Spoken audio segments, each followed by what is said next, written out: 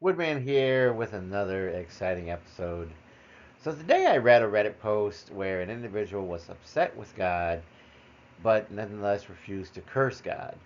The individual explained that he didn't understand why God created such a cruel world with such sorrow, hurt, and suffering, that he found nothing redeeming in his life, that his dreams had turned into nightmares, that he failed to understand the nature of his very existence, and that he basically felt that all hope was lost and that the future was bleak.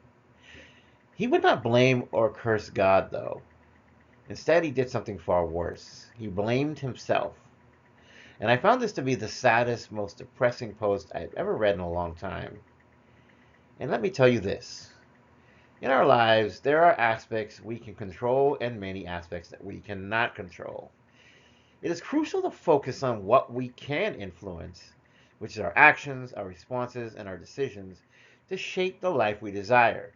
This control is our domain. This is where we have the power to set goals, pursue passions, and navigate our paths. If we let life defeat us, then we will be stagnant and stuck. So we must direct our efforts and energy towards these controllable elements where we can manifest our aspirations and create a fulfilling existence. In contrast, accepting that there are external factors beyond our control allows us to conserve our energy and avoid unnecessary frustration. Because after all, there are just some things that we seek to try to change, but that can never be changed. Life can be likened to a game of chess, where strategic planning and foresight are essential. As a chess player anticipates future moves and considers potential scenarios, we're thinking, what, 10 moves ahead, 5 moves ahead, 20 moves ahead. And so we too should plan our actions with an awareness of possible outcomes. In the context of game theory, this means that evaluating different paths and their potential rewards is necessary. By multiplying those potential rewards by their probabilities, we can examine endless possibilities and make calculated decisions where we can position ourselves advantageously and increase our chances of achieving desired results. In other words, it's not necessarily that we can do anything, although it's good to have that mindset, but it's that the actions and attitudes of others are really beyond our control, and we should continue to focus on what we can win at. It's our responsibility to change or rectify the behavior of ourselves, not those who are externally disregarding our feelings and creating cruelty. By maintaining our integrity and composure, we can rise above the negativity and remain steadfast in our values. We can protect our own dignity, our honor, and our well being. This approach ensures that we do not let the negativity of others and the dark projections of negative energy dictate our emotional state or our life choices. Because being the better person requires a conscious effort to uphold our principles, even in the face of outright dastardly cruelty, even in the face of adversity, because adversity is our life. This means that we should refrain from retaliatory behavior or engaging in negativity as a reciprocal response. By consistently trying to act with kindness and respect, we can continue to foster our own character and contribute positively to the world around us. This commitment to personal growth and ethical behavior will strengthen our resolve and align us with our higher aspirations. We should not let being pushed into the mud necessarily mean that we have to roll around in the mud and accept the mud. The challenges and pain inflicted by others can be transformative if we choose to channel those acts of pain constructively. Rather than allowing hurtful experiences to diminish our spirit, we reclaim our power. We can use these moments as catalysts for personal development. By converting these negative experiences into motivation, we can create opportunities for growth and achievement. This alchemical process turns adversity into a driving force for the life we truly want to live, the place that we truly want to get to, our ultimate success. This process of transformation would involve planting the seeds of positive actions and attitudes which will eventually bear fruit.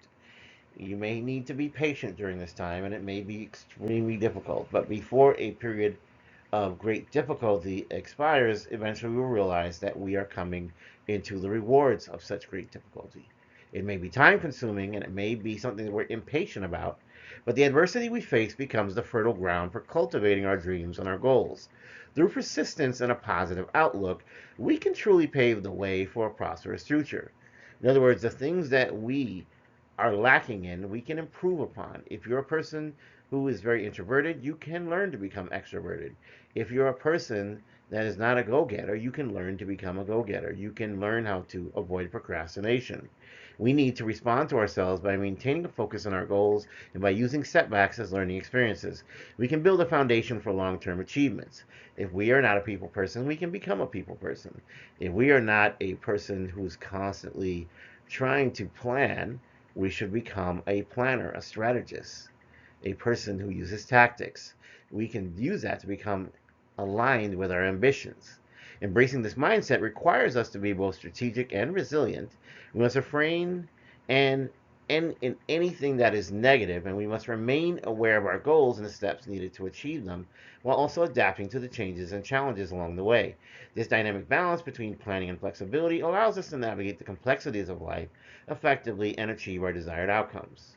Repetition makes for habit. Habit makes for us learning skills. Once we learn those skills, we can learn to master the things that were once our weaknesses. Like for me, I thought mathematics was my weakness, but in fact it became my superpower. So by facing this adversity head on, by facing the unknown head on, we can become a we can have this way to sort of like show our strength, show our foresight, create the life of abundance and success we so badly desire. This alchemical transformation of challenges into triumphs is a powerful and strong testament to our capacity to shape our own destinies. We do not have to be a victim. In fact, we should never be a victim. We should always be in control of our story and we should always be reclaiming our power. By focusing on what we can control, acting with integrity, with dignity, with honor, channeling adversity into growth, we become the key to manifesting the life we want. By embracing these principles and maintaining a forward looking perspective, we can set the stage for a rich and fulfilling journey. The alchemist within us has the power to transform life's trials into triumphs, leading to a life of our dreams and potential. If we look at our lives as vibration, as frequency, then we can imagine that in the multiverse of possibilities, there are already situations in which we have become the highest versions of ourselves. So, really, it's not that we are creating a reality for ourselves, it's that we, if we view ourselves as being on a traditional television, we can change the channel from one frequency to the next and just simply become the us that is already successful, the us that is already better. It's not reinventing the wheel. It's just simply tapping into what is already there. Because as we know, we have this space of different probabilities and possibilities. This is predicted by quantum physics, so therefore it necessarily exists. But of course, it is the collapse of the wave function that forces us into a singular existence where these multiple states do not exist simultaneously. But that doesn't mean that we can't change the channel that we're currently on to a better channel where we already are what we want to be. I hope this message has been helpful to you. If you're new here, welcome aboard, family. This is a safe space. If you're returning, thank you, family. You make this channel possible. We'll keep going and going. We're going to keep fighting to the bitter end. We're going to become the very best versions of ourselves. Therefore, God bless you. I wish you the protection and blessings of the Most High God. Amen, amen, amen. I love you. Have a wonderful and blessed day. Take care.